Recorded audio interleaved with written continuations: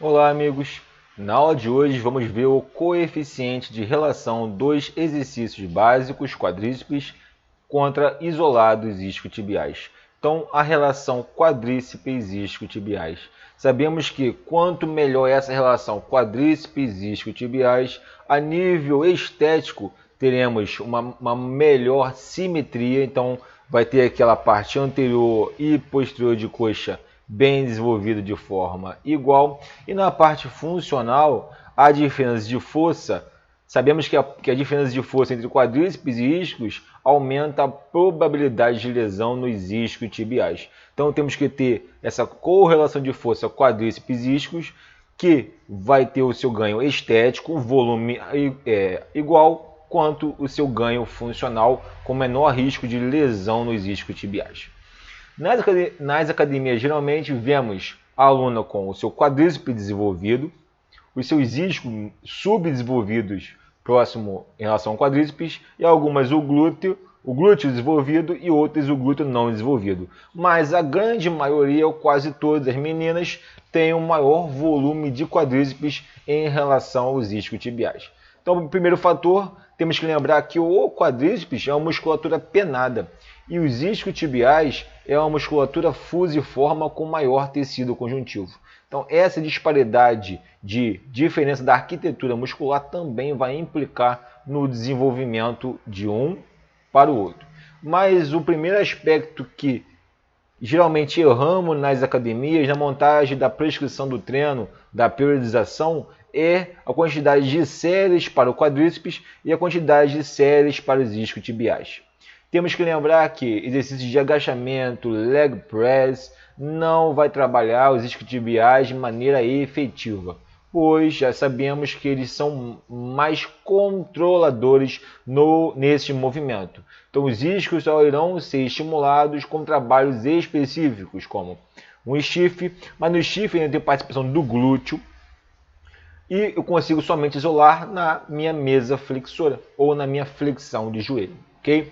Então vamos ver agora nesse módulo como podemos equilibrar o coeficiente de relação de básico, que é para o quadríceps, para isolados isquios. E vamos ver também a correlação de isolado para isolado. Então vamos ver correlação básico para isolado e de isolado para isolado. Vamos ao nosso quadrinho. Então primeiro temos aqui uma distribuição, tá? Distribuição de quantidade de séries. Então eu tenho um indivíduo aqui de 1,80 m, que tem um maior braço para o quadril, mas essa parte aqui não vamos nos ater agora. Vamos nos ater à correlação quadríceps e isquiotibiais, ok? Então, deixa eu pegar minha canetinha. Então, o agachamento neutro é um exercício o quê? Básico. O leg press básico. Aqui, cadeira extensora isolado. Então, tanto o agachamento como a extensora, como o leg press, irão trabalhar o quadríceps. E o agachamento e leg press, também temos o glúteo. Ponto. Então, mas estamos vendo a correlação quadríceps e isquio. Não podemos perder esse foco. Então, para cada 3 exercícios básicos, temos que somar 2 exercícios isolados para o isquio.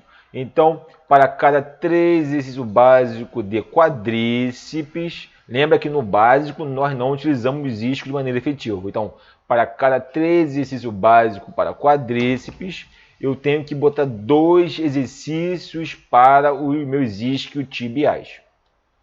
Para cada 4 básicos de quadríceps, eu tenho que colocar 3 para os meus isquios, e para cada 2 básicos de quadríceps, eu tenho que colocar 1 para os meus isquios. Então é muito simples. Todo exercício básico de quadríceps, eu tenho que somar X exercícios para os meus isquios tibiais como complemento do treino. E para cada um isolado de quadríceps, somente a cadeira extensora, único isolado, eu tenho que colocar 1 para o isquio. Então é sempre relação, o primeiro quadríceps e o segundo isquio. Ok? Então por isso que é importante o estudo do agachamento, da biomecânica, pois se colocarmos tudo no mesmo pacote, dizendo que os isquiotibiais vão ser trabalhados no agachamento, nós não faríamos esse complemento para os isquiotibiais. Por exemplo, agachamento aberto, agachamento paralelo, agachamento... Aí eu teria uma proporção muito grande de quadríceps, eu colocaria, olha só, uma mesa flexora e uma cadeira flexora. Então eu ficaria, por exemplo, 12 séries lá para o quadríceps e 6 para os isquios. Então isso causaria o quê? Uma disparidade. Então se eu não estudar, eu vou achar que todo exercício de agachamento, leg, eu vou trabalhar os isquiotibiais, todo o grupo. Não vou. Então eu tenho que complementar o meu trabalho. Esse é o diferencial de quem estuda e quem não estuda. Então, vocês que estão aqui estão de parabéns, que estão estudando e vão levar para os seus clientes uma qualidade muito maior do seu trabalho. Então, você irá aumentar a qualidade de forma excepcional para os seus clientes. Então, já fizemos essa análise. Então, é simples, ó. 2 eu subo 1, 3 eu subo 2, 4 eu subo 3, assim vai. 5, 4, é sempre diferente de 1. Então, básico para isolado eu tenho que fazer 1 a menos, tá? E isolado para isolado eu faço igual. Voltando lá, vamos apagar. Então, aqui eu tenho agachamento neutro, certo? É básico. Eu fiz 3 séries lá, eu prescrevi 3 séries no programa de treino do meu cliente. Então, o ideal primeiro é nós, quando montarmos o programa, colocarmos todos os exercícios básicos primeiro e depois eu venho colocando os isolados como complemento para fechar todo o programa. Também é importante conhecer o cenário mecânico de cada exercício, pois, dependendo do exercício, principalmente para o glúteo, ele vai estimular diferentes terços e feixes do glúteo máximo. Mas isso falaremos no módulo específico só de glúteo, que é um módulo mais de 10 horas falando só de treinamento para o glúteo, que é bem complexo também, tá? Então, para cada 3 básicos de quadríceps, e se não pode esquecer, eu tenho que colocar, lembra do quadrinho? 2 isolados para os isquiotibiais. Aí, aqui foi bem exagerado, eu fiz 6 séries isoladas de quadríceps, isso, agora isolado. Então, lembra que é 1 por 1? Ó, 1 por 1 lá embaixo, ó, 1 por 1. Então, a cada 6 séries de quadríceps, eu tenho que colocar o quê? 6 séries de isquiotibiais. E o leg press é básico, né? Então, a cada 3 séries básicos de quadríceps, eu tenho que botar 2 para os isquiotibiais. Então, aqui é meu quadrinho de correlação, ó, isquiotibiais. Então, eu tenho 2, 4, 6. Então, eu tenho o quê? Eu tenho que colocar agora 10 séries de complemento para os meus iscos. Então, vamos imaginar que no seu programa tu colocou vou colocando. Mas só do quadríceps primeiro. Primeiro coloca só do quadríceps. Depois tu vai ver, opa, agora tem que colocar 10 séries de isquiotibiais. Aí você vai escolher exercícios para eu distribuir essas 10 séries, ok? Aí você foi lá e escolheu o stiff. Botou o quê? 3 séries. Escolheu a cadeira flexora, mais 4 séries. E escolheu a mesa flexora, mais 3 séries. Então, 4, 3, 7, 10. Então, você distribuiu o que? As 10 séries, ó. Viu? Que legal? Então, nós vamos fazer 12 séries para anterior de coxa e 10 séries para posterior de coxa. Após ter feito isso, você vai avaliar e ver o resultado. E vai observar se a proporção está boa. Se não tiver, você vai dar mais ênfase ainda para os isquiotibiais.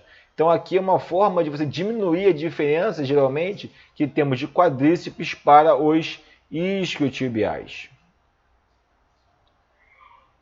Então aqui temos outro exemplo, ó. Vamos lá. Então eu tenho básico, ó, 3, agora é fácil, ó, 2, 2. Ali eu tenho 3, 2, ali eu tenho 3, 2. Então 2, 4, 6. Então eu tenho que colocar 6 séries para posterior, porque eu faço 9 séries para coxa. Ok? Então eu distribuí, ó, 6 e aqui 6. Aí você acha que ficou longe, ó, 9, 6, pô, ficou diferença de 3 séries. eu posso aumentar, eu posso botar mais uma aqui, mais uma, sem problema. Mas vou estar mantendo a relação. Então, eu botei mais duas, eu tenho 8, então ficaria 9 para 8. Então, sempre a diferença. Tá? Você vai observar, vai prescrever o treino, ver se está dando resultado. Se não estiver dando no próximo, você aumenta um pouquinho para isco e pode também fazer a diferença, botar mais iscos do que o quadríceps. Mas isso aqui é só um exemplo de como temos que fazer essa correlação, ok? Então, está dando certo, mantém. Se o isco não está saindo, não está desenvolvendo, vou tirando um pouco de quadríceps, priorizo o isco. Eu posso fazer o princípio da prioridade muscular, então vai dar uma ênfase maior para o isquios do que para o quadríceps. E temos inúmeras outras variáveis, tá? É só um exemplo de como não podemos esquecer de fazer essa correlação que às vezes é esquecida por desconhecimento de que o quadríceps, do que os isquios é trabalhado em todos os exercícios. Não é, tá? Ok? Então, na próxima aula, vamos fazer uma análise do agachamento, agora articulação por articulação, uma análise cinesiológica completa. Um grande abraço, até a próxima aula.